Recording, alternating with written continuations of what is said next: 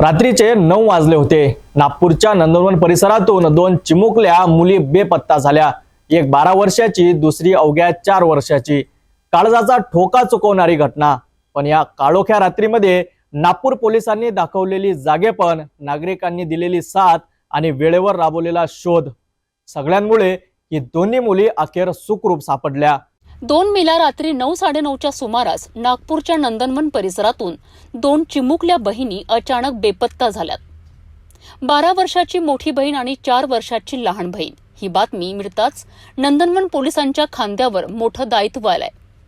तत्काळ वरिष्ठ अधिकारी जयवंत चव्हाण यांच्या नेतृत्वाखाली शोध मोहीम सुरू झाली। वायरलेसवर माहिती पाठवण्यात आली आणि खुद्द पोलीस आयुक्त डॉक्टर रवींद्र सिंघल आणि झोन 4च्या डीसीपी रश्मिता राव यांनी संपूर्ण विभागाला सर्च ऑपरेशनचे आदेश दिलेत। सीसीटीव्ही फुटेजची तपासणी, नागरिकांशी विचारपूस, मुलींचे फोटो दाखवून परिसरात सखोल चौकशी, संपूर्ण भागात मोठं सर्च ऑपरेशन उभं राहिलं। त्याचवेळी एक महत्त्वाचा फोन आला। रेल्वे स्टेशन परिसरात अशाच 2 मुली दिसल्याची माहिती। तत्काळ गणेशपेठ पोलीस, मार्शल पथक आणि नंदनवन पोलीस स्टेशनचा स्टाफ रेल्वे स्टेशनला रवाना झाला आणि तिथेच त्या दोघी चिमुरड्या पोलिसांच्या नजरेस पडल्या। सुखरूप घाबरलेल्या परंतु कुठल्याही गंभीर घटनेपासून वाचलेल्या। तपासणीत समोर आलं आहे की मोठी मुलगी मानसिक दबावात होती। तिचा निकाल लागणार होता। या तणावातूनच ती घराबाहेर पडली आणि लहान बहिणीलाही सोबत घेऊन निघाली। या दोघींनी नंदनवन थेट रेल्वे स्टेशनपर्यंत पायी प्रवास केला होता। त्यांच्या शोधात पोलिसांनी Chandra market, Ganeshpeth bus stand, city bus stand, खुले मैदान आणि रेल्वे परिसरात संपूर्ण छाननी केली। या मोहिमेत क्राईम ब्रँचचे अधिकारी राहुल माकणीकर, पाटील साहेब, निखिल कदम, राहुल शिरे, मुकुंद ठाकरे आणि कमलाकर गजिमे यांचं योगदान मोलाचं ठरलं। आरसीबीचं 40 जवानांचं पथक सुद्धा तयार होतं। मात्र त्याआधीच चिमुरड्यांचा शोध लागला आणि सर्वांनी सुटकेचा निश्वास टाकला। पोलिसांना जवळपास या बाबतीत नंदनवन पोलिसांना 9-9:30 वाजताच्या दरम्यान माहिती पडली। त्या अनुषंगाने नंदनवन पोलीस ठाण्याचा स्टाफ, पीआय जयवंत चव्हाण आणि बाकी त्यांचा स्टाफ शोध घेत होता। त्यांनी वायरलेसवर त्याप्रमाणे कळवलं। वायरलेसवर कळवल्यानंतर माननीय पोलीस आयुक्त डॉक्टर रवींद्र सिंघल साहेब आणि आमच्या झोन 4च्या डीसीपी रश्मिता राव मॅडम यांनी पूर्ण सगळ्या झोन 4च्या सर्व अधिकाऱ्यांना आणि त्यांच्या स्टाफला बाहेर येऊन सगळा शोध घेण्याबाबत सांगितलं। तांत्रिक मदत, सीसीटीव्ही फुटेज, आजूबाजूच्या लोकांना फोटो दाखवून अशा मुली दिसल्या का, अशा मुली पाहिल्या का, या अनुषंगाने या पूर्ण भागात सर्च ऑपरेशन राबवण्यात आले। त्याच दरम्यान आम्हाला असंही वाटलं की एखाद्या वेळेला रेल्वे स्टेशन आणि बस स्टेशनवर या मुली गेल्या असू शकतात आणि त्या अनुषंगाने एका माणसाने फोन करून पण सांगितलं की बा अशा मुली मला रेल्वे स्टेशनच्या परिसरात दिसल्या होत्या। या अनुषंगाने मुलीचे आई वडील, म्हणजे मुलगी जी मोठी मुलगी आहे ती 12 वर्षाची आहे, लहान मुलगी आहे ती 4 वर्षाची आहे। घरच्या कुठल्या तरी कारणाने किंवा अजून आम्ही त्यांना त्यापर्यंत विचारलं नाही, कारण रात्री ज्या वेळेला पुरी घेऊन आलेलो आहे त्यामुळे थोडंसं त्यांना बरं वाटत नव्हतं आणि रात्रीची वेळ असल्यामुळे आम्ही त्यांना प्रॉपरली विचारपूस केलेली नाही।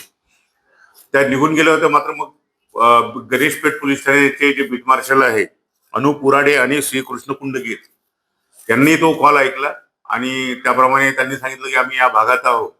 मग आम्ही त्यांना सांगितलं की बा प्लॅटफॉर्म नंबर 8 चेक करा। तर तेव्हा त्यांचं जाणे आणि आमचेही जाणे एकत्र झालं। त्या मुली सुखरूप तिथे होत्या, त्यांच्यासोबत कुठलाही अनुचित प्रकार घडलेला नाही आणि ती मुलगी जी आहे ती मोठी 12 वर्षाची, तिच्यासोबत तिची लहान बहीण 4 वर्षाची, हे दोघे बऱ्याच असं म्हणजे नंदनवनवरून निघून पायी रेल्वे स्टेशन पर्यंत पोहोचलेला होता। त्यात कुठलाही अनुचित प्रकार घडलेला नाही।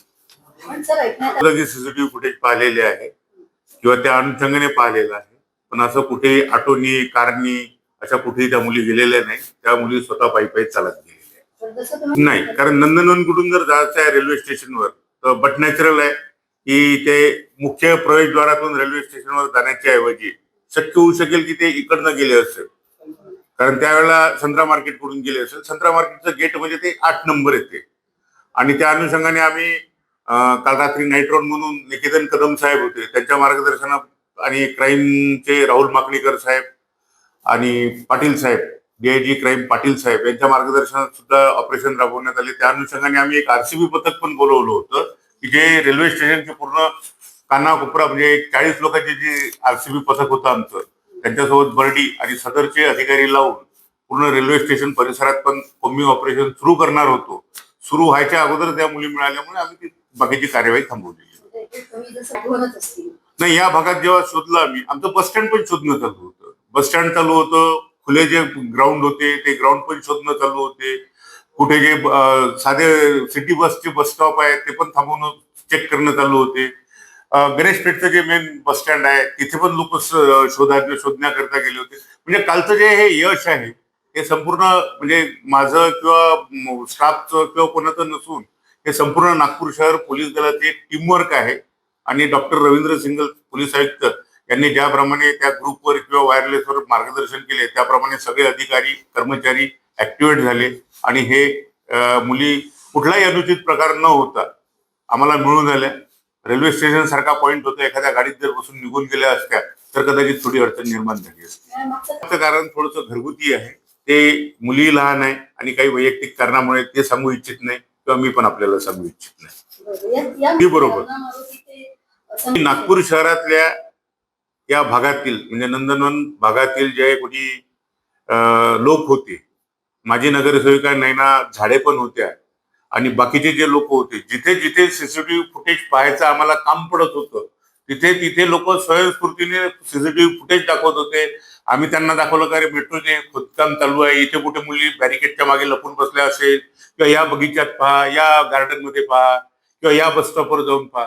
म्हणजे असं झालं की आमचे 2 पोलीस कर्मचारी यांच्यासोबत 10 लोक सर्चिंग करत होते. त्याच्यामुळे या भागातील म्हणजे परिमंडळ क्रमांक 4 म्हणजे प्रॉपरली नंदनवन, सक्करदरा, इमामवाडा या पोलीस ठाण्यात जे लोक राहते, काल त्यांनी आम्हाला त्या ऑपरेशन मध्ये मदत केली, त्यांचे सुद्धा मी या अनुषंगाने आभार व्यक्त करतो. आणि सगळ्या नागपुरातील सर्व जनतेला मी असं पण आवाहन करतो की त्यांनी ज्या वेळेला असं कुठलाही प्रकार होते त्यावेळेला पोलीस आणि जनता हा असा भेदभाव न ठेवता पोलीस मित्र किंवा पोलीस दूत या अनुषंगाने पोलिसांच्या खांद्याला खांदा लावून काम करावं. कालचं जे यश आहे हे पोलिसांसोबतच जे परिसरातील लोक आमच्या सोबत होतं त्यांचं सुद्धा. आई वडील थोडे मध्यमवर्गीय आहे, दोघेही बाहेर जॉब करतात, प्रायव्हेट जॉब करतात. मुलीचा आज बहुधा रिझल्ट लागणार होता. मुलीला एक थोडं असं वाटत होतं की मला कमी मार्क मिळेल, त्यामुळे कदाचित असं होऊ शकेल की ती मुलगी घराच्या बाहेर गेली असेल. या अनुषंगाने मी नागपूरच्या सर्व पालकांना हे जे टीनेज आहे, टीनेज म्हणजे वय वर्ष 10 ते 18 या मुलींसोबत, आपल्या मुलींसोबत आणि मुलांसोबत हितगुज ठेवावा. आपण किती बिझी जरी असलो तरी रोज त्यांच्यासोबत डायलॉग ठेवावा. कुठल्या काही अडचणी असल्या तर आपण त्यांचे पालक या नात्याने त्यांना समजून सांगितलं पाहिजे. नंदनवन किंवा आमच्या नागपूर शहरातल्या बऱ्याचशा ज्या पोलीस दिदी ही जी संकल्पना आहे, या पण मुली आमच्या ज्या महिला कर्मचारी आहे, महिला अधिकारी आहे, या पण या अनुषंगाने भरोसा सेल आहे, या पण या अनुषंगाने जनजागृती करत आहे. मी सर्व पालकांना पुन्हा एकदा सांगतो की तुमच्या मुलात आणि तुमच्यात ही जी गॅप तयार होते ही गॅप भरून काढण्याची निश्चितपणे गरज आहे. कारण की दुःख आपल्याला होते आणि पोलिसांनाही होते. कारण पोलिसांनी काल असं ठरूनच घेतलं होतं की या त्यांच्या मुली नाही, आपल्या मुली आहे, आपल्या कुटुंबातील मुली आहे.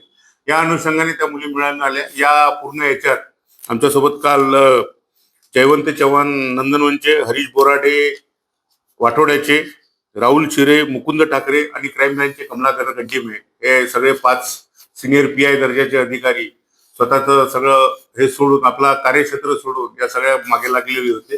हे सगळ्यांचं सामूहिक यश आहे. या घटनेतून एकच शिकवण मिळते, आपल्या मुलांशी संवाद ठेवा, त्यांच्या मनात काय सुरू आहे हे जाणून घ्या. फक्त पोलिसांनाच नाही तर नागरिकांनी सुद्धा दाखवलेली तत्परता हीच नागपूर शहराची खरी ओळख आहेत. या चिमुकल्या सुखरूप सापडल्या, पण यासारख्या घटनांचं पुढं पाऊल पालकांशी घ्यायला हवं. संवाद, समाज आणि सहकार्याचं सिटी न्यूज आपल्या पारदर्शकांना याचं आवाहन करतं.